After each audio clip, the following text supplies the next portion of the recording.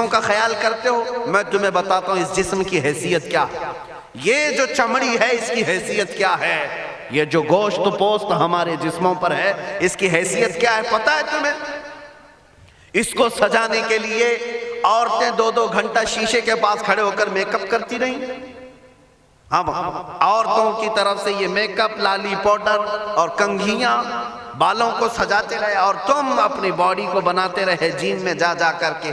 اب اس جسم کی حیثیت سنو، جس دن روح نکلی تمہارے جسم سے اور جب جنازہ لے جایا گیا، قبر میں تمہارے سب سے عزیز لوگ رکھ کر کے آتے ہیں، تختیاں قبر کی بند کر کے آتے ہیں، اتنی چھوٹی قبر کہ کروٹ لینے کی بھی جگہ نہیں ہوتی، ہاتھ پھیلانے کی بھی جگہ نہیں ہوتی۔ آج اپنے پلنگ پر سو کر کے دیکھو، کسی کا ہاتھ ٹچ ہو رہا ہے تو نیند نہیں آتی، لیکن قبر میں اتنی تاریک جگہ پر، چھوٹی سی جگہ پر، تنگ جگہ پر چھوڑ دیا جاتا ہے کہ مردہ کروٹ بھی نہیں لے پاتا، پھر پلس اس کو اوپر سے نیچے سے پیٹ سے باندھ کر کے رکھ دیا جاتا ہے۔ تمہیں پتا ہے اب حکماں نے جو لکھا ہے وہ سنو بزرگوں نے، اسے ہی تیسرا دن آتا ہے تمہاری قبر کی زندگی کا۔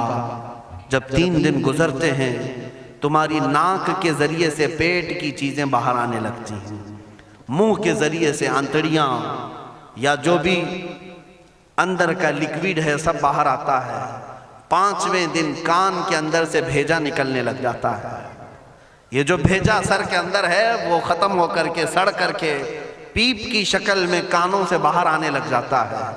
ناک اور منہ سے پیٹ کی چیزیں، کلیجہ، خون بن جاتا ہے، دیگر چیزیں سب کان اور ناک اور منہ سے نکلنے لگتی ہیں، اور 40 دن تو بہت دور کی بات ہے، 8ویں دن اس کا پیٹ پھٹ جاتا ہے، پیٹ پھولتے پھولتے پھٹ جاتا ہے، اور جیسی پیٹ پھٹتا ہے قبر میں کیڑے پیدا کیے جاتے ہیں۔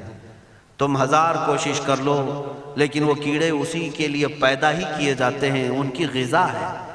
وہ ناک سے نکلا ہوا گودا، منہ سے نکلا ہوا گودا کھانے کے لیے کیڑے جمع ہو جاتے ہیں، پورے جسم پر طاری ہو جاتے ہیں۔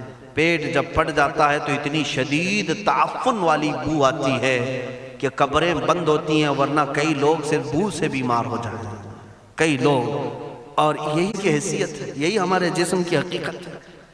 اور چند دن گزر جاتے ہیں کہ اس کی آنکھوں کی پتلیاں لٹک کر کے باہر نکلتی ہیں، اس کی آنکھوں کی پتلیاں باہر آ جاتی ہیں اور گڑے پڑ جاتے ہیں۔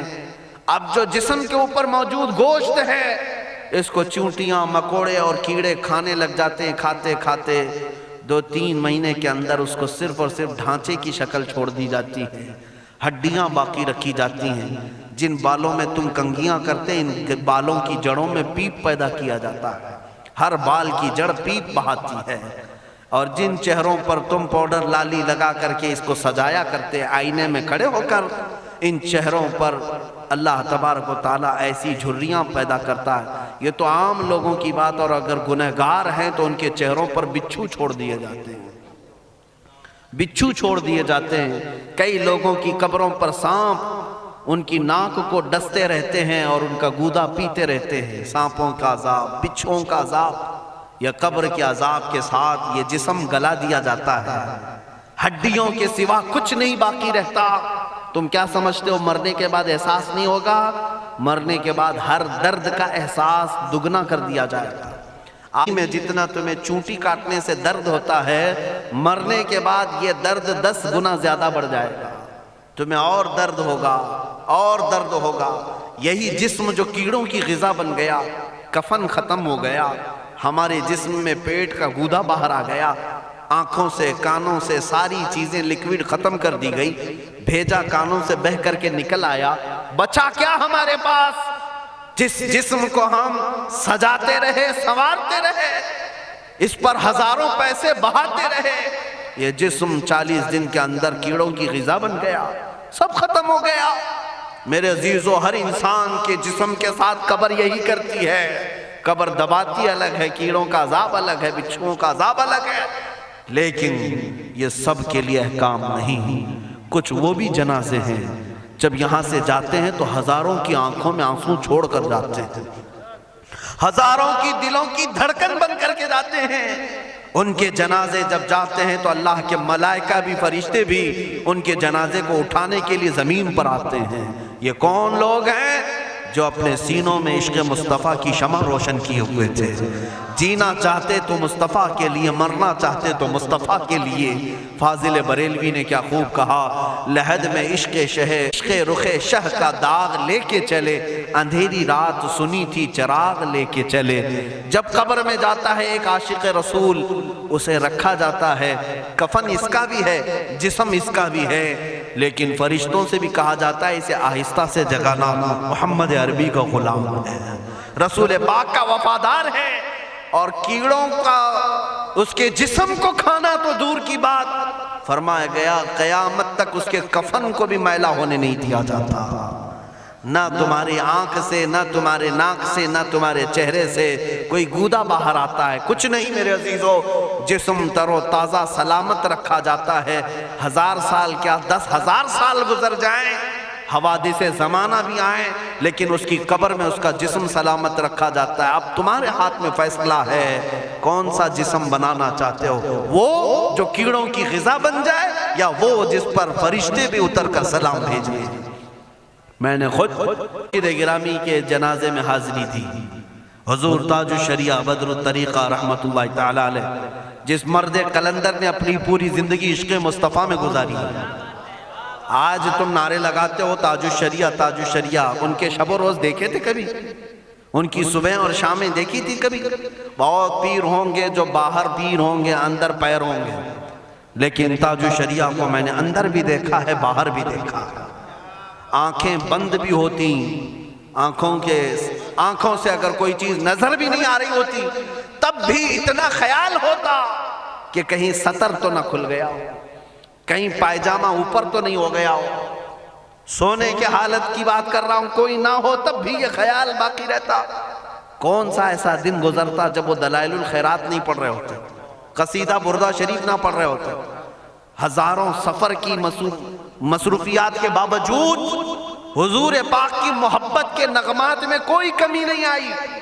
لیکن میں آج آپ کو ایک بات بتا دوں، جب انتقال ہوا وہ جمعہ کی شام تھی، اور ہمارے مردوں کو 6 گھنٹے 10 گھنٹے میں ہم کو قبرستان سپرد کرنا پڑتا ہے، 12 گھنٹے رکھ دیں تب بھی فریج منگوانا پڑ جاتا ہے، اس کے بعد قبرستان کے حوالے کر دیں۔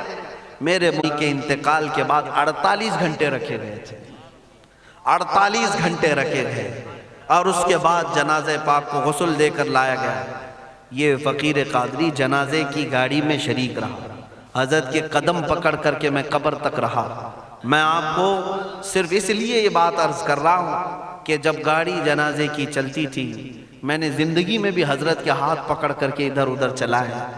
حضرت کے ساتھ جب جانا ہوتا تو بازوؤں کو ہم تھامے ہوتے، ہم کیا چلاتے، ہمیں وہ خود چلا رہے ہوتے، لیکن یہ ہم برکت کے لیے پکڑے ہوتے۔ جو نرم و ملائم جسم تھا، میں نے وفات کے بعد جنازے میں کھڑا ہو کر کے دیکھا، قدموں کو پکڑ کر، نہ نرمی میں کمی آئی، نہ ملائم ہونے میں کوئی کمی تھی۔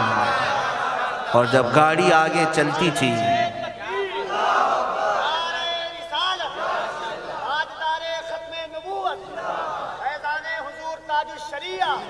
جب آپ گاڑی جنازہ جس پر رکھا ہوا تھا چلتی تھی، تو میرے عزیزو زندگی میں جس طرح جسم نرم ملائم تھا، میں نے دیکھا کہ گاڑی جب اس کے دھڑکے ہوتے تھے ادھر ادھر، تو پیٹ مبارک اور سینے مبارک ویسے ہی ہلتا تھا جیسے کسی زندے کا ہلتا۔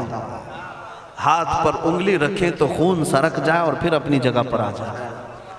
یہ کوئی مبالغے کی بات نہیں کر رہا ہوں، یہ آنکھوں سے دیکھی ہوئی چیز ہے۔ اور قبر انور میں رکھنے کے بعد جب ان کے صاحبزادے اور داماد آئے تو تھوڑی دیر کے بعد ہم نے دیکھا کہ چہرہ خود بخود قبلے کی طرف تھا۔ ہم اپنے مردوں کو رکھواتے ہیں، لیکن اس عاشق رسول نے اپنا چہرہ پہلے سے قبلے کی طرف کر لیا۔ یہ کرامات کہیں یا زندگی کی حقیقت کہیں، حقیقی بات تو یہ ہے جو مصطفیٰ کی یاد میں جاتا ہے۔ اس نے کیا ہی خوب کہا شاعر کہ میرے جنازے پہ رونے والوں فریب میں ہو بغور دیکھو، میرے جنازے پہ رونے والوں فریب میں ہو بغور دیکھو، مرا نہیں ہو، غم نبی میں لباس ہستی بدل گیا۔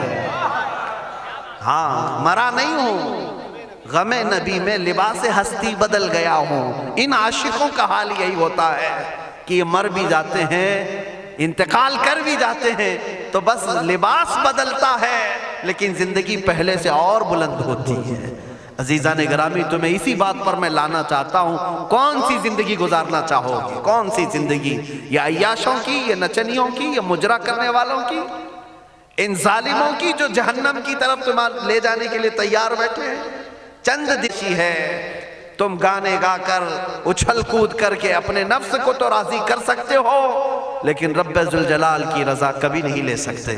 آج تم دنیا میں فلموں کی زندگی جی کر کے تھوڑی دیر کی خوشی تو حاصل کر سکتے ہو، لیکن قبر کی راحت کبھی نہیں لا سکتے، قبر کا سکون کبھی نہیں لا سکتے۔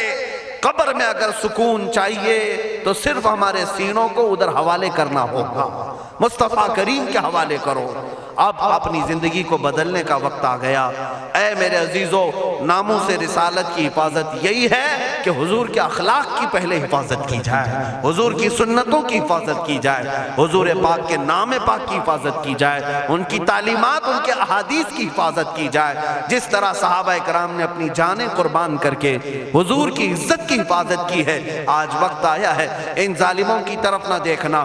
یہ بھونک بھونک کر کے تمہیں جگا رہے ہیں، بیدار کر رہے ہیں، میں جواب دیتا رہوں گا انشاءاللہ، لیکن ساتھ میں ان حادثات کو اپنے لیے ایک الگ انداز سے دیکھتا ہوں۔ اگر کوئی کتا کسی مندر کے گوفے میں بیٹھ کر بھونکتا ہے اور میرے نبی پاک کی عظمت پر حملے کرتا ہے تو درد تو ہوتا ہے، لیکن ساتھ میں عقیدہ بھی تو ہمارا یہ ہے، رہے گا یوں ہی ان کا چرچا رہے گا، رہے گا یوں ہی ان کا چرچا رہے گا، پڑے خاک ہو جائیں جل جانے والے۔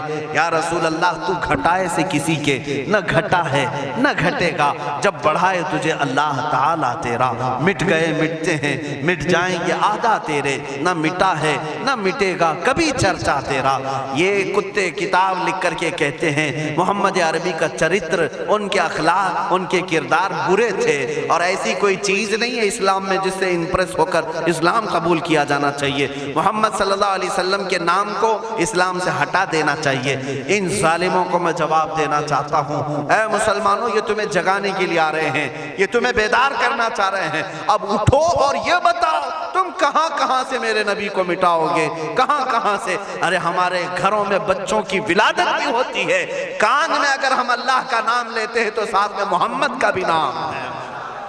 ہمارے بچے جس دن اس دنیا میں آتے ہیں، اذان ان کے کانوں میں دی جاتی ہے تو اللہ کے نام کے ساتھ محمد کا نام بھی آتا ہی ہے۔ ہماری اذانیں، ہمارے نماز کو بلانے والی آوازیں، تم کیا مٹا پاؤ گے محمد عربی کے نام کو؟ یہ ہزاروں نہیں کروڑوں اذانیں بار بار دن میں دے دے کر کے یہ بتاتی ہیں کہ تم واللہ محمد عربی صلی اللہ علیہ وسلم کا ذکر تم کبھی الگ نہیں کر سکو گے۔